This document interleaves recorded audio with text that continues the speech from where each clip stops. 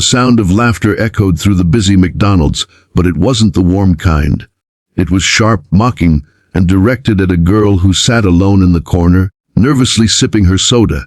Emily had just moved to town a week ago, and at 15, being the new girl was already hard enough. But today, it was about to get worse. 5 boys, loud, restless, and looking for trouble, had noticed her sitting by herself, and they decided she was an easy target. "Hey, new girl," one of them sneered, walking up to her table. "Why are you sitting alone? No friends yet?" His friends snickered, closing in like a pack of wolves. Emily tried to keep her eyes down, praying they'd just leave her alone.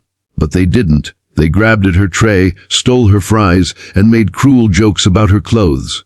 Her cheeks burned with shame, but she clenched her hands tight, fighting back tears. She had promised herself she wouldn't cry. Not here, not in front of them. What none of the boys knew was that Emily wasn't actually alone. Sitting just a few booths away, dressed in plain clothes after a long shift, was her father, Officer Daniel Brooks. A single dad and a respected police officer, Daniel had been Emily's whole world since her mother passed away 5 years ago. He had brought her to McDonald's to celebrate her first week at her new school, thinking a simple meal might cheer her up. But as he watched the scene unfold, anger boiled inside him. Still, he didn't move right away. He wanted to see if Emily would stand her ground, because he had always taught her the importance of courage. Emily tried. She lifted her head and said firmly, "Please stop. I didn't do anything to you." Her voice wavered, but there was strength in it. The boys only laughed louder. One of them reached out and knocked her soda onto the table, spilling it across her lap. That was the final straw. The restaurant went silent for a moment as the cup rolled onto the floor. And then a voice cut through the tension. Deep, calm, controlled. "That's enough." The boys turned to see a tall man standing behind them, his presence immediately commanding the room. Daniel Brooks stepped forward, his sharp eyes fixed on the group. He didn't need his uniform to look like authority. Every inch of him radiated it. Emily's heart leapt, relief washing over her as she whispered, "Dadden, is this how you get your fun?"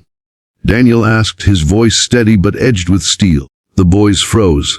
They hadn't realized she was the daughter of someone like him.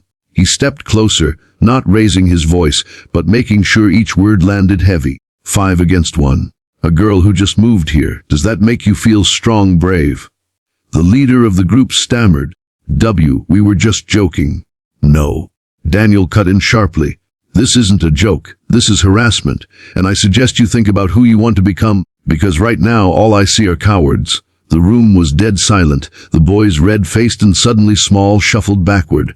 No one dared to laugh now. Finally, muttering weak excuses, they hurried out the door, leaving their food untouched. Emily's eyes filled with tears, not of shame this time, but of gratitude. Her father sat beside her, placing a reassuring hand on her shoulder.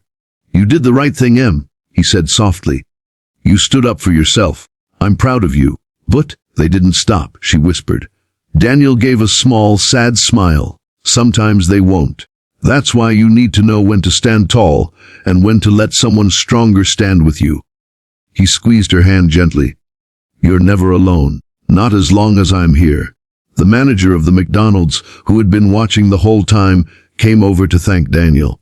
Other customers nodded in approval, some even clapping softly. For Emily, it was the first time she felt like maybe, just maybe, this town could become home. In the weeks that followed, word spread quickly about the incident. The boys kept their distance, embarrassed and chastened by the memory of Officer Brooks calling them out in front of everyone. And Emily, she slowly started making friends. People had seen her strength that day, even when she thought she had none.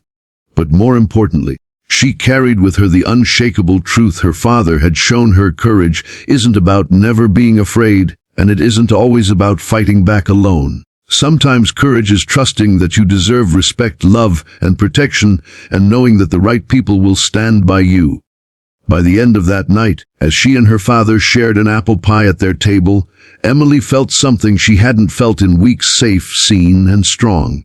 And that was the beginning of her new life in a new town, with the unbreakable bond between a daughter and her single dad as her greatest strength. Nidude's inspiring message: this story reminds us that standing up against bullying is never easy, but no one has to face it alone.